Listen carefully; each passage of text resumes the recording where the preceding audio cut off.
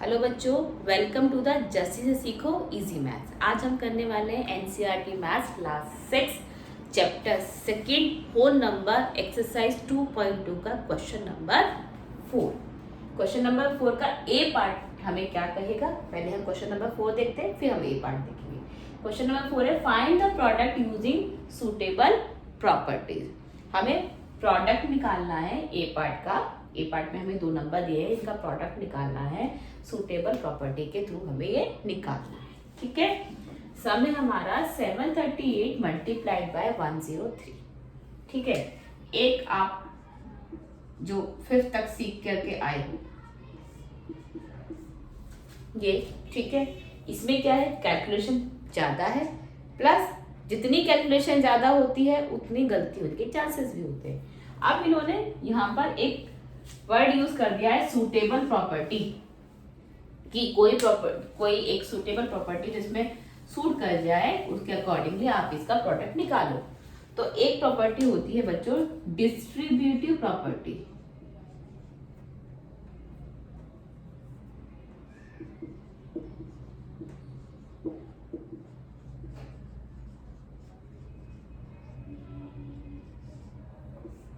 ठीक है, distributive property, उसके अकॉर्डिंगली हम इसको सॉल्व करेंगे।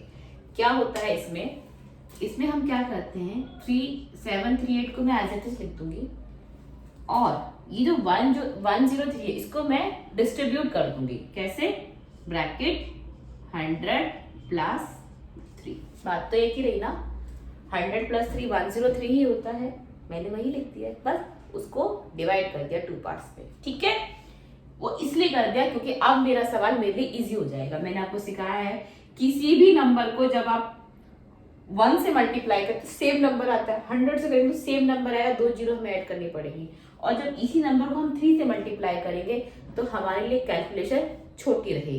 ठीक है, तो अब हम करते हैं 738 multiply by 100 plus 738 multiply by 3।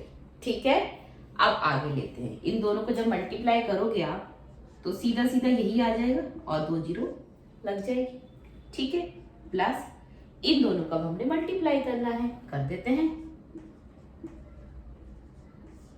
24 21 22 2214। ठीक है, कर दिया। उसके बाद में इन दोनों को प्लस करना है, 738 00 2214 41067। कितना आ गया आंसर, 76014। ठीक है, समझ में आया बच्चों? ये मैंने आपको इजी करने के लिए कैलकुलेशन करके दिखा दी है सारी। ठीक है, इसको डिस्ट्रीब्यूटिव प्रॉपर्टी बोलते हैं। इसमें हम क्या करते हैं, जो 103 है उसको मैंने डिवाइड कर दिया 2 पार्ट्स में। अब मेरे लिए सॉल्व करना थोड़ा इजी हो गया है। मैंने 738 को पहले 100 से मल्टीप्लाई किया, फिर मैंने 738 को ही 3 से मल्टीप्लाई किया। ठीक है, क्योंकि अभी हमने जो लास्ट सम किए हैं उनमें मैंने आपको बताया था ना कि इसके बाहर होने का मतलब है ये दोनों में कॉमन है, तो दोनों में कॉमन है, दोनों से मल्टीप्लाई हो सकता है ना। ठीक है, तो this multiply by this multiply by this, ये आ गए दोनों, और दोनों के बीच में प्लस का साइन था तो मैंने दोनों को प्लस कर दिया, ये हमारा आंसर आ गया। ठीक है, चलिए नेक्स्ट क्वेश्चन पर चलते हैं। बी पार्ट लेते हैं। बी पार्ट क्या कह रहा है, 854 मल्टीप्लाई बाय 102। ठीक है, इसको भी हम सेम डिस्ट्रीब्यूटिव प्रॉपर्टी के थ्रू करेंगे। हमारे पास 102 है यहाँ पे, वैसे ही कर देंगे 854 विद इन ब्रैकेट 100 प्लस 2। ठीक है, अब इन दोनों से इसको हम मल्टीप्लाई कर देते हैं, जैसे कि पहले वाले मैंने सिखाया है, this multiply by this plus this multiply by this. ठीक है, अब इसको इससे मल्टीप्लाई करें तो बहुत आसान है, मैंने आपको बता रखा है 85400 प्लस इसको हम कर लेते हैं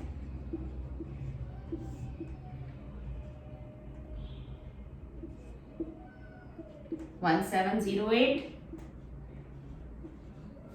ठीक है बच्चों, अब इन दोनों को प्लस कर दो, 85401708 होगा 80 7 और 4 11 5 6 7 8, ये आ गया आपका 87108। ठीक है, समझ में आ गया। बिल्कुल पहले वाले सम के जैसा ही है, वो 103 था, ये 102 है। बिल्कुल एज इट इज हमने इसको डिस्ट्रीब्यूट करने के बाद में मल्टीप्लाई करा और फिर लास्ट में इन दोनों को प्लस कर दिया। जो भी आंसर आया, हमारी जो भी कैलकुलेशन हमने निकाली मल्टीप्लाई करके, उन दोनों को हमने प्लस कर दिया और हमारा आंसर आ गया 87108।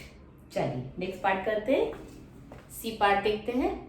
सी पार्ट में है 258 मल्टीप्लाई बाय 1008। ठीक है, ये भी हमारे लिए आसान है, सेम करेंगे। एक मिनट पेन चेंज करती हूँ बच्चों।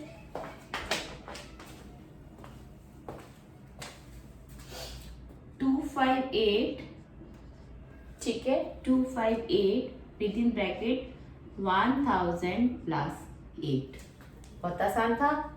अब सेम कर लेंगे, 258 इंटू 1000 प्लस 258 इंटू 8। ठीक है, इसको तो मल्टीप्लाई करना बहुत आसान है। 258 1 2 3 प्लस इसको हम मल्टीप्लाई कर लेते हैं 258 को 8 से, 8 8 जा 64, 40 प्लस 46, 8 2 जा 16, 16 प्लस 4 20, ये आ गया आपका 2064। ठीक है, मल्टीप्लाई कर लिया दोनों को, ये इन दोनों को मल्टीप्लाई किया, 258 और 1000 मल्टीप्लाई किया, 258 और 1000 मल्टीप्लाई करोगे तो आपका 258,000 आ जाएगा और 258 को 8 से मल्टीप्लाई करोगे तो 2064 आ जाएगा। ठीक है, अब हम इसको प्लस कर देते हैं, 258,000 2064। ठीक है, 46062, ये हमारा आंसर आ गया 260064। ठीक है बच्चों, समझ में आ गया। तीनों सवाल बिल्कुल सेम है, कोई भी इनमें मैंने चेंजेस नहीं किए हैं। सारे सवाल मैंने डिस्ट्रीब्यूटिव प्रॉपर्टी से ही सॉल्व करे हैं।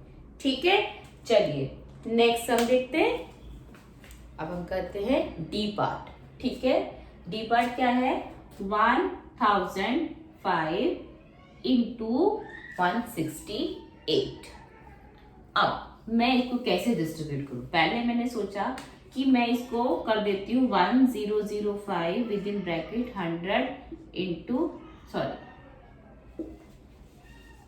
100 प्लस 68। ठीक है, मैं ऐसा कर सकती हूँ, लेकिन इसमें क्या प्रॉब्लम है कि मुझे इस नंबर को इससे मल्टीप्लाई करना पड़ेगा 68 से, जो मेरे लिए एक बड़ी कैलकुलेशन है। ठीक है, तो मैं इसमें क्या करूंगी, मुझे ये पसंद नहीं आया बच्चों, मैं क्या करूंगी, इसको इस वाले नंबर को डिस्ट्रीब्यूट करूंगी। ये आपकी अपनी चॉइस है कि आप किसको करना चाहेंगे। ऑब्वियसली हम इजी वाले नंबर को हम डिस्ट्रीब्यूट करेंगे, जिससे हमें कम से कम कैलकुलेशन करनी पड़े। तो मैं इसको क्या करूंगी, 168 1000 प्लस 5। अब हो गया मेरा सवाल आसान। अब मैं इसको इससे मल्टीप्लाई करूंगी, तो मुझे कुछ करना ही नहीं है मल्टीप्लीकेशन में, और इसको सिर्फ मुझे 5 से ही मल्टीप्लाई करना है। ठीक है, तो इसको हम कर देते हैं 168,000। ठीक है, मैंने सीधा कर दिया बच्चों, मैं पहले आपको समझाने के लिए लिख देती हूँ, 168 इंटू 1000 प्लस 168 इंटू 5।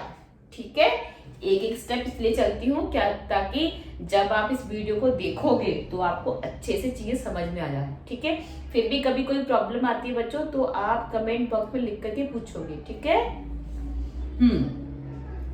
उसके बाद में इन दोनों को मल्टीप्लाई कर देंगे। ठीक है, मल्टीप्लाई किया, सीधा सीधा 168,000 आ गया, प्लस अब 168 इंटू 5 कर लो,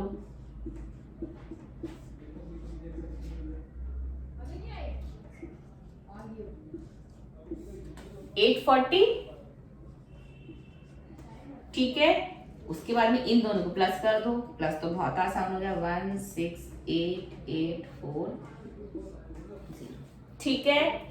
समझ में आ गया ये वाला सम। मैंने इसको नहीं डिस्ट्रीब्यूट किया है, इसको क्या है हम इजी करने के लिए डिस्ट्रीब्यूट कर रहे हैं। तो ऐसे नंबर को डिस्ट्रीब्यूट करेंगे जिसके साथ हमें कम से कम कैलकुलेशन करनी पड़े, ठीक है। इसलिए हमने 1005 को डिस्ट्रीब्यूट किया है, ठीक है।